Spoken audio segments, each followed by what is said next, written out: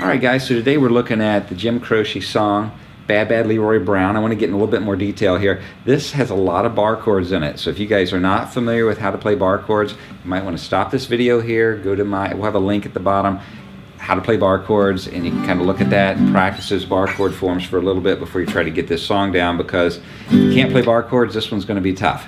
Alright, so print out your tab sheet. Basically what we're going to be going back and forth between is a 6th string rooted bar chord and a 5th string rooted bar chord. That means the root note of the chord, or where the chord begins, the bass note, would be on those strings, either the 6th string or the 5th string. The forms we'll be using, starting with G at the 3rd fret, we're going to be barring the 3rd fret, and then what we're going to hold in front of it would be the 5th fret of the 4th and 5th strings, holding those with my little finger and my ring finger.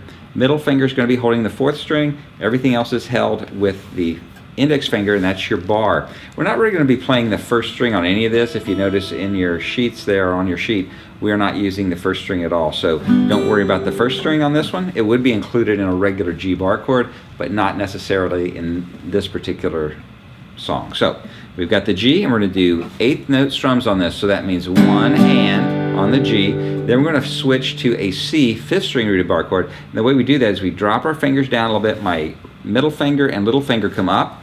My ring finger collapses down, so I'm using the 1st section of the ring finger to hold the 2nd, 3rd, and 4th strings all underneath that fingertip. And my index finger is holding the 1st string down and the 5th string down. Actually 1 through 5 is being held down, but they're superseded by this ring finger 2 frets higher.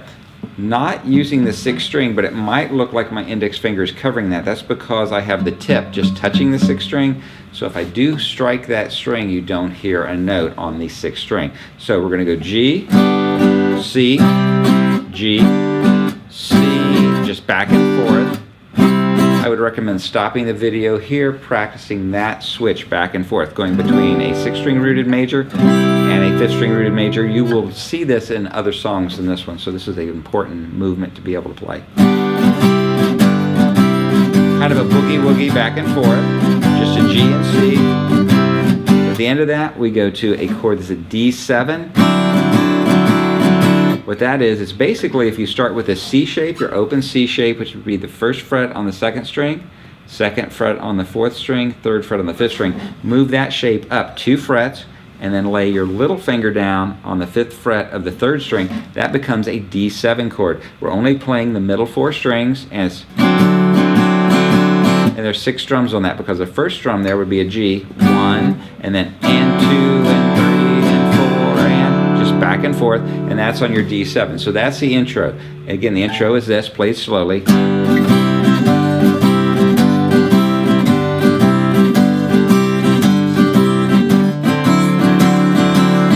Then we get into the verse. Now the verse is going to start out that way, but then we're going to inch our way up the fingerboard. So as we're going through the different chords, I will stop and identify each one of the chords. But the forms are basically going to be either the G form or the C form, or a slight variation on those. So for the verse, singing South Side of Chicago, we're going to play G, C,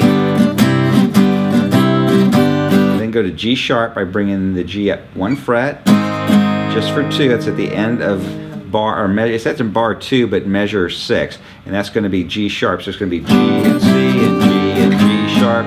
Then we go to an A, but not just a regular A, we're going to go to an A7. I noticed Croce picking up his little finger out of the chord. I think this facilitates having a little bit more space on the chord as you're moving up the neck, because the frets are getting closer together, so your hand has less space, as well as it's a nice sound, and you can use those 7th chords there. So when we get to the A, rather than having our basic G shape, we're going to take our little finger out.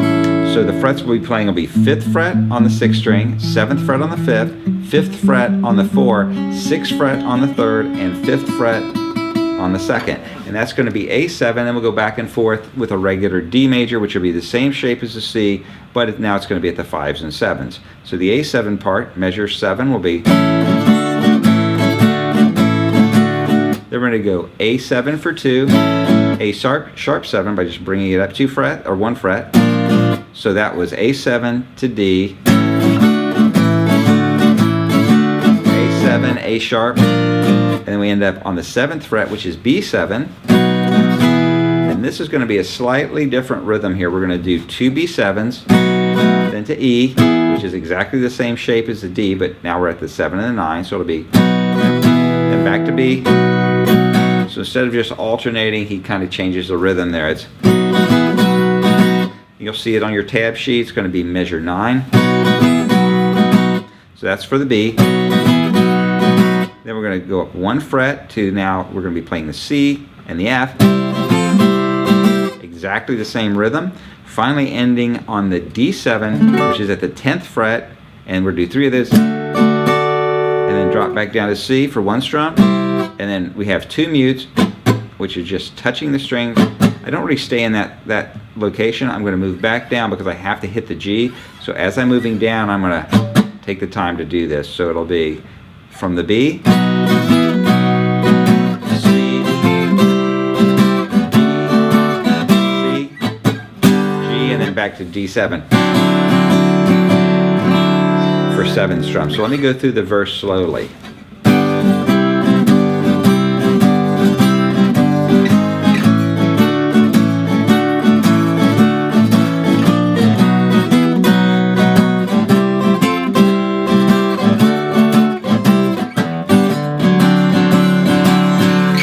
Again, you can set loop points here, go over these sections as many times as you need to get it down. Make sure you're using your tab sheets. I'm going to get ready to cover the chorus here, which is almost identical. There's a slight variation on it, and every time he played the chorus, I observed that he was playing it differently, so he did that on purpose. So again, we've done the intro, we've done the verse, now we're going to the chorus. All right, guys, so now we're going to cover the chorus for Bad Bad Leroy Brown. It's very similar to the verse, except for the measure that contains the C and the F. Slightly different there. So when we get there, I'll go into a little bit more detail on what I'm doing here. But we're going to start with the chorus, just he's singing different lyrics, Bad Bad Leroy Brown. And it's going to be the G and the C, to the G sharp, then A7, and then going up to the B. And up to this point, it's been identical to the verse. This is where it's different. When you go to the C, it's going to be... So what he does there is he plays the C twice, F once, C7 again, twice, and then goes to C sharp 7 at the 9th fret. He's never played that chord before in this arrangement. So he's inching his way up to the D7. So again, the different measure starts with C7,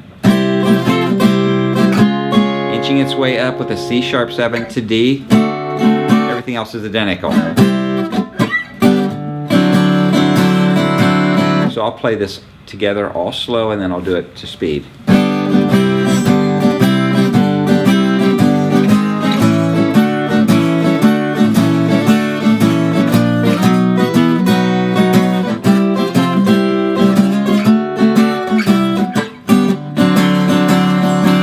And to speed.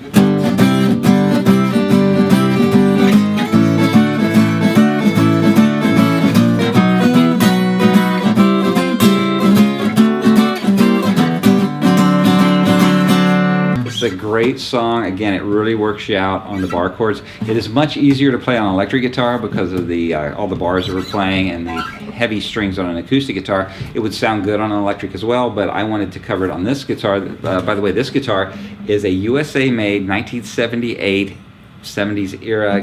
They call it a balladeer. It's made by a company called Ovation, and it was made in Connecticut.